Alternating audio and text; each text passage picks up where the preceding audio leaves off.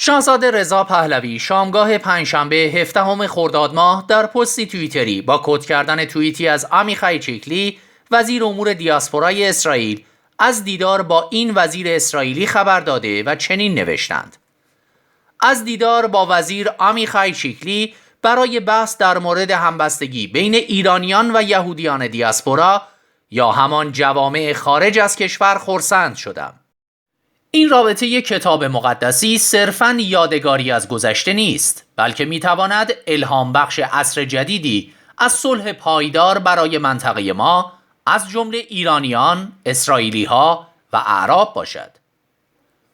همانطور که اشاره شد، همراه با این پیام شاهزاده رضا پهلوی در پیام رسان ایکس یا همان توییتر سابق، توییت وزیر دیاسپورای اسرائیل همراه با عکسی از شاهزاده رضا پهلوی و آقای چیکلی ضمیمه شده که در متن وزیر دیاسپورای اسرائیل چنین آمده است: ملاقات با ولیعهد رضا پهلوی، نماینده واقعی مردم بزرگ ایران، باعث افتخار بود.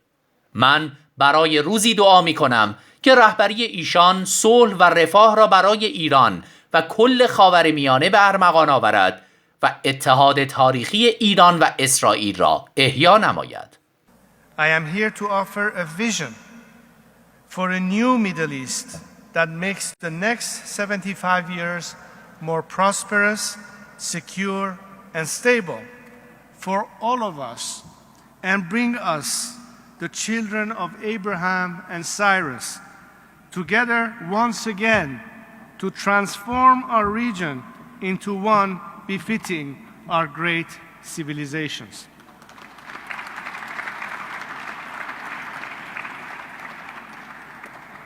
For years, despite the valiant and visionary efforts of leaders across the Middle East, our region continues to be seen as one replete with conflict and strife.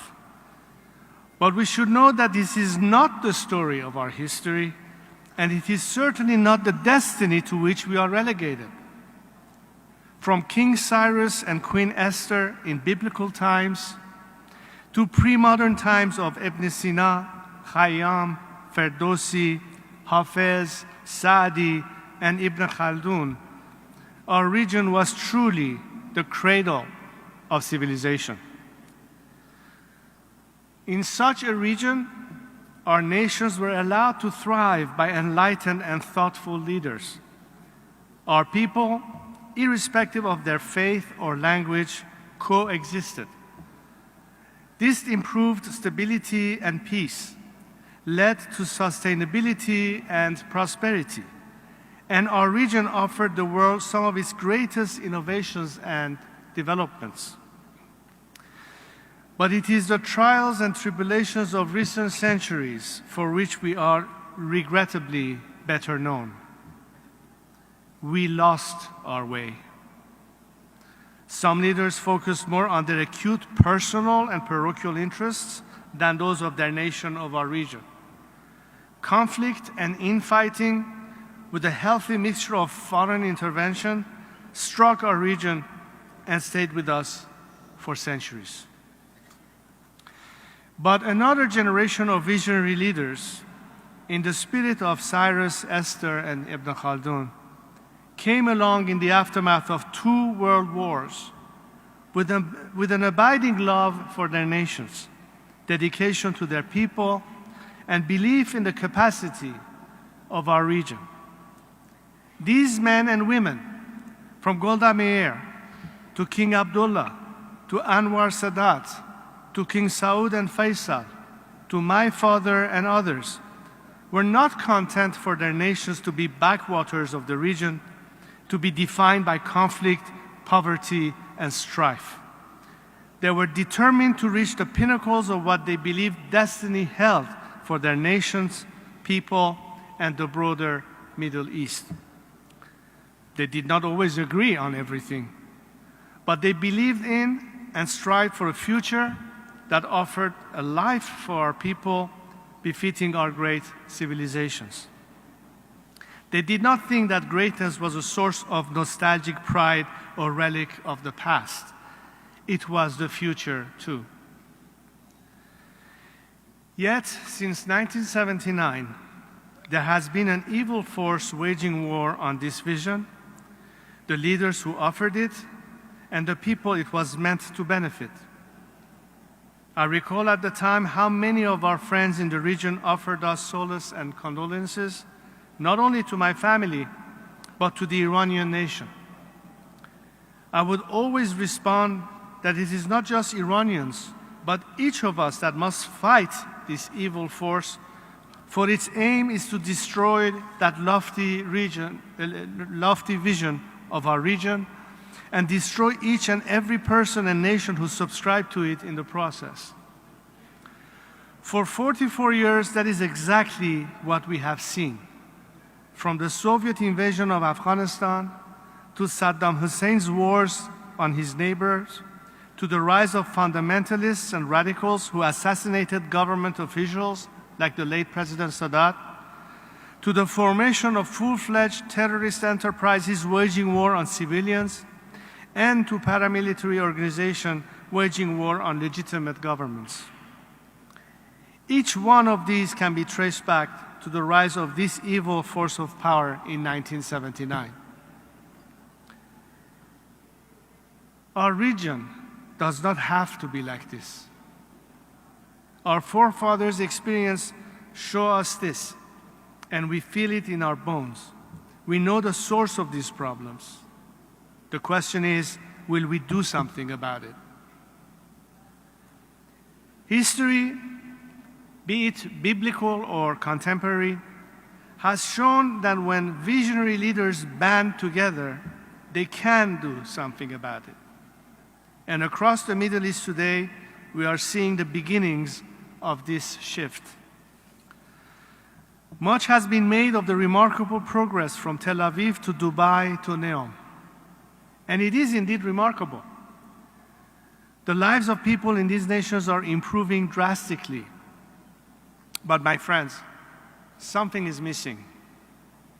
This progress, this development, this shift will not be sustainable while this evil force continues unabated and often empowered by those interfering foreign powers of yesteryear.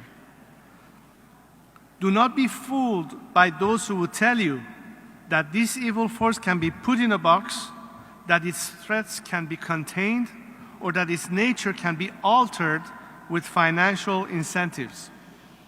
Evil is evil.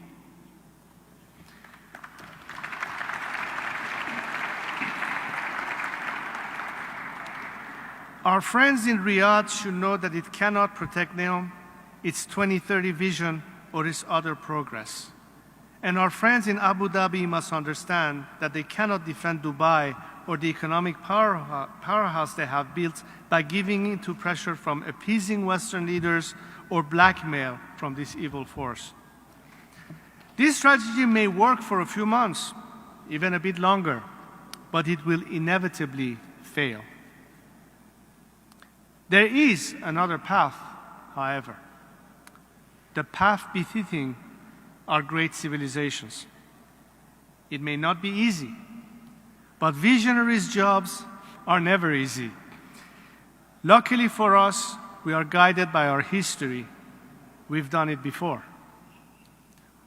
What I ask you, my friends, if you believe in this vision, if you are ready to take this step together, is to make a strategic shift from dealing with this evil force you know in Tehran to making a bet on an alternative future, a secular, democratic government. That is what our people, like your own, want. That is what my compatriots are fighting every single day for. The Iranian people are among these visionary leaders. On the streets of cities and towns across our country, they are standing up empty-handed against their oppressors who are armed to the teeth. They are taking their fight to factories and production lines with strikes. They are embarking on inspiring new campaigns of civil disobedience and resistance against this regime, which is trying to stifle them and this vision. In doing so, they are extending a hand of friendship to all people of the region. The Iranian people seek peaceful, productive relations with the people of Israel, of Saudi Arabia, of the Emirates, of Jordan, of Bahrain, and all nations in the region, based on mutual respect and cooperation.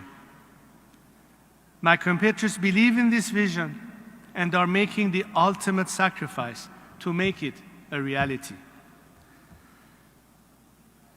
That vision, turned into reality, has the potential to turn our region into the cradle of civilization once again.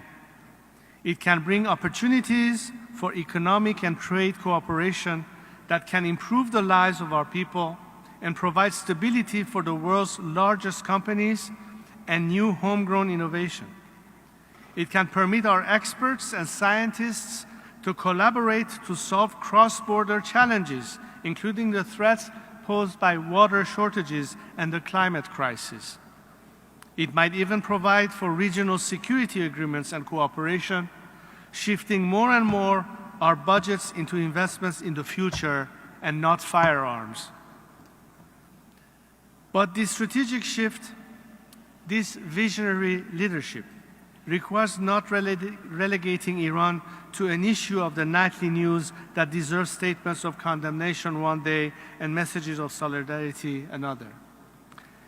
Make an investment in the people of Iran and in the alternative to this regime. I am not telling you that change will be immediate or that it will be easy, but while our people are putting their lives on the line, I am here to ask you to join in the fight for this change. In the end, it will be worth it. I do see visionaries today in our region, like my friend Minister Gila Gamliel. We are walking on this path, and we believe in this region. Not only do we believe in it, but we are working to make it a reality. Once this evil regime is defeated and gone, a new dawn will bring us peace and stability. It will provide multiple opportunities to improve the lives of so many citizens of our region, working in harmony and brotherhood. Let us march together on this journey. Thank you.